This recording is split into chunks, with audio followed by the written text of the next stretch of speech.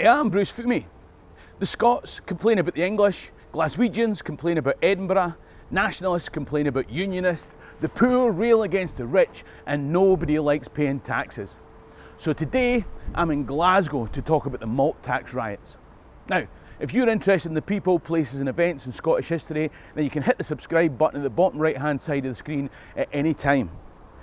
If you want books, further information, or ways to support the channel, all that stuff's in the description below. In the meantime, let me tell you a story. Now, in spite of what some might think, riots don't happen without a reason. So before we get into the exciting bit, I've come to the Cathedral Precinct in Glasgow to give you some context and background. When there's a corporate takeover, typically a larger company has to persuade the shareholders of a smaller company that if they give up their control and independence, that the new company will make them more money. And that will justify the loss of the old company, its infrastructure, logo, operating systems, culture, and all the stuff that made it what it was. The acquiring company will normally make all sorts of promises about how the smaller company will be respected, blah, blah, blah, blah, blah, blah, blah. Now, some of these promises might even be kept. And of course, they pay the shareholders some cash for their shares. But they're not acquiring the company because they're altruistic benefactors. They want a return on their investment. Ultimately, they plan to take out more than they originally put in. Now, all being well, the shareholders of the acquired company may lose their independence, but they get the cash compensation for the shares that they've sold. However, even if the shareholders do well, there are going to be layoffs. There are always layoffs. Efficiencies, I think they call them. People. The human beings who make the company work, but aren't shareholders, so never got a vote or the cash from the shares lose out. Some of them go hungry. Now, it's a controversial subject, but it seems to me that the union between Scotland and England was a bit like a corporate takeover. Now, it shouldn't be controversial. It's pretty obvious. It's human nature. And if you think I'm about to start blaming ordinary English folks for Scottish woes, you're going to be disappointed. Blaming 18th century English weavers for Scotland's loss of sovereignty is like blaming a Beijing taxi driver for China's trade policy. The puppet masters wear fine cloth. They don't weave it. Scotland's own Adam Smith was 2 years old at the time of today's story, and he'd grow up to explain this much better than me. But historically, wealth had come from the yield of land. In future, wealth would come from trade. Now, our beautiful but mountainous, unyielding landscape meant Scots were poor, but their history meant they were educated. The Union would eventually provide opportunities to trade with England's colonies and prospects for these educated Scots to have a disproportionate impact all over the British Empire. Glasgow would benefit greatly. But that was in the future. This was the period of layoffs and resource extraction. And so to the malt tax riots in 1725. Now, the Act of Union happened 18 years before, so it should be reaching adulthood. At the time of Union, Scotland's failed attempt at colonisation in Darien meant it had little capital, but it also had little debt. England's successful global colonisation, competition and conquest meant it had lots of debt to finance its wars, and a need for able-bodied men to feed the greedy war monster. The upshot was, Scotland was a low-tax country. England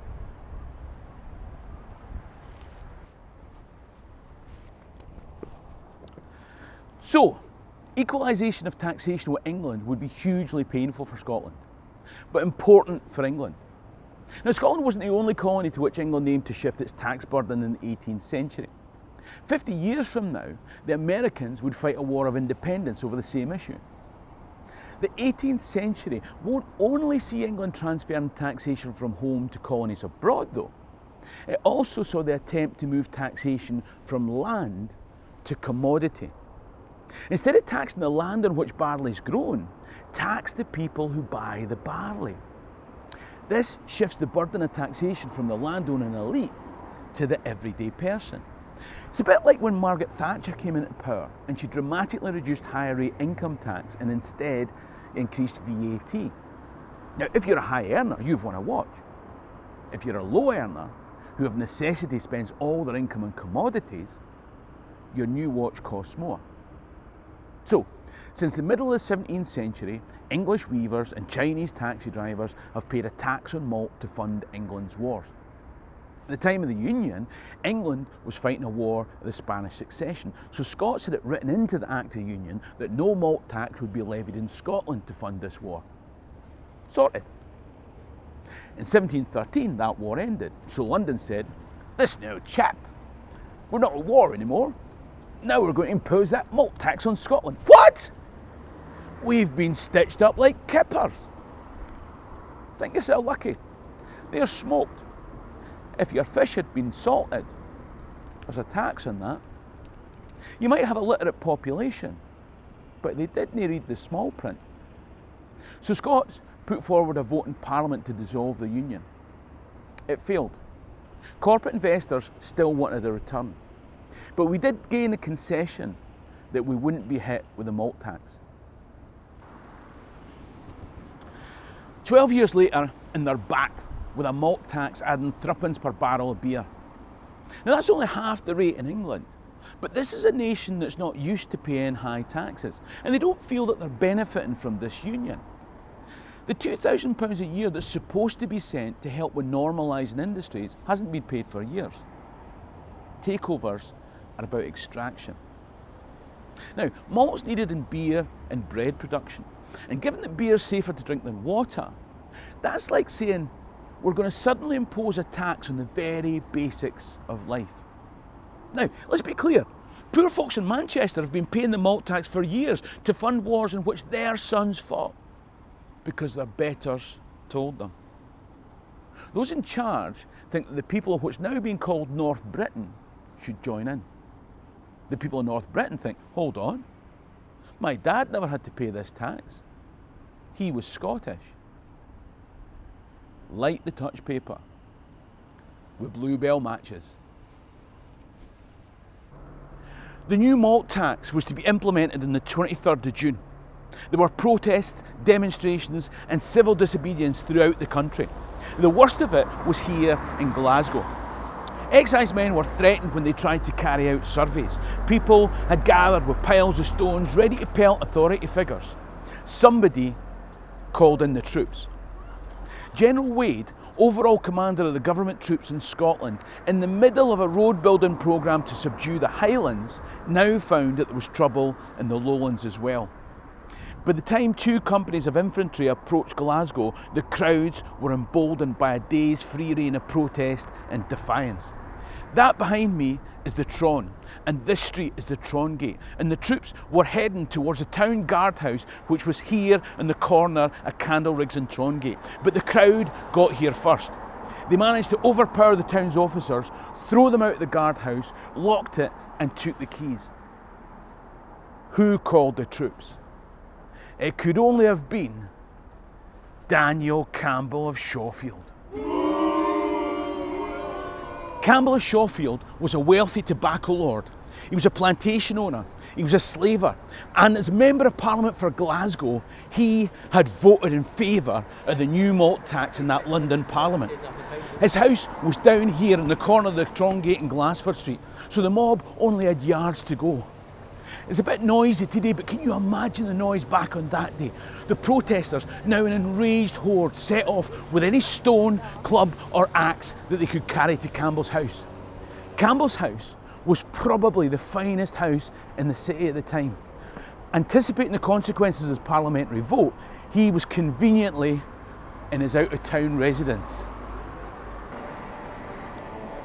As soon as the crowd arrived here where Campbell's house stood, they headed straight to the cellar and liberated every helpless bottle of wine that had been held captive in that dark dungeon. By the time they came back upstairs, the enraged horde had become a baying mob. They were smashed. The house was smashed.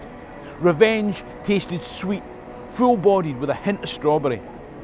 Now, the man in charge of the recently arrived troops was Captain Bushell.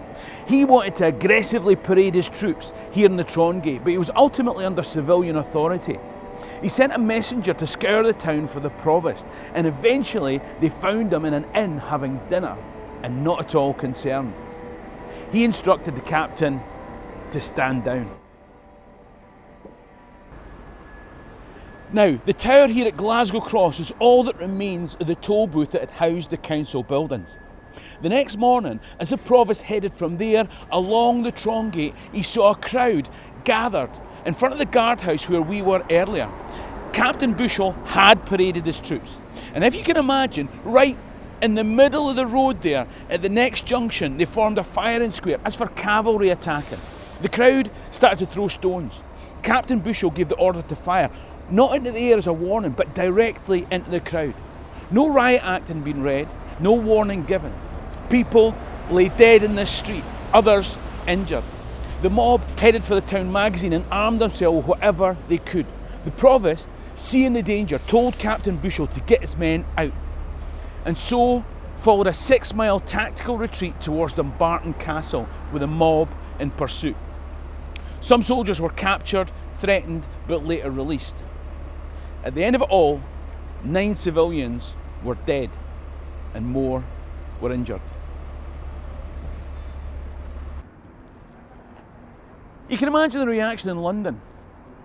2 weeks later, General Wade himself arrived in Glasgow at the head of a regiment of foot, 7 troops of dragoons, a Highland company and a cannon. This excessive use of shock and awe was repeated in Glasgow streets 200 years later when tanks entered George Square here in 1919. For now, authorities arrested 19 and the town officials, seen as complacent, maybe even complicit, were themselves marched to 40 miles to be ignominiously imprisoned in Edinburgh, the seat of government authority in Scotland. In the castle that even today seems to upset Glaswegians. I don't know why. But they were barely in jail before they were released again. And as the freed town leaders approached Glasgow on the way back from their Edinburgh jailers, they were met by cheering crowds and hailed by a guard of honour. But Glasgow would have to pay. Edinburgh was the Scottish arm of London government. Now, Edinburgh will see its own riots at other times later, and I'll leave a link at the end to my video on the King's birthday riots. A riot? As a birthday present? Make sure to watch the video after this. But Glasgow was made to pay compensation of around £10,000. To find the money, they'd have to raise a local tax affecting ordinary people as punishment for a riot against a national tax affecting ordinary people. The ordinary people of Glasgow, and wider Scotland as well, were losers.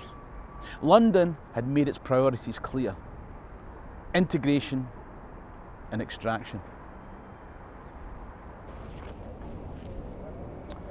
So who were the winners?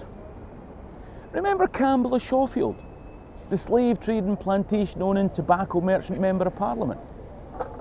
Initially, he seemed like a loser, having his wine cellar drunk and his house destroyed. But of the £10,000 fine levied on his constituents, 6,000 compensated him for damages to his house. It was more like a financial reward for political connivance. It was a huge figure, far beyond the cost of repairs to his house. Indeed, with that compensation money, he bought 2 entire islands. He bought Isla and Jura on his house clean-up bill. Not only that, but in the coming years, the malt tax increased the cost of beer, and folks started to move to a malted barley product that was made illicitly in the Highlands: whisky. Now, over time, the government stamped down on illicit whisky, and the place now famed more than any other for excise duty paying whisky is Islay. Campbell Shawlands had won a watch, or maybe stolen it. The London Whig government, they were winners, weren't they? They kept the malt tax, so they were able to extract resources from their new colony. But there was a cost in the longer term, because their imposition and reaction to the malt tax created a sense of Scottish grievance which London still whines about today. It also reinforced a sense of patriotic Scottishness that was different and separate, which also continues to this day. In their attempts to create North Britain, the London Whig government ensured the survival of Scotland. If you'd like to watch my video on the King's birthday riots in Edinburgh, then there's a link coming up. If you want to support the channel, then there's a link in the description below. In the meantime, ha mé dóchas go bia lá má. Cheery and Rasta.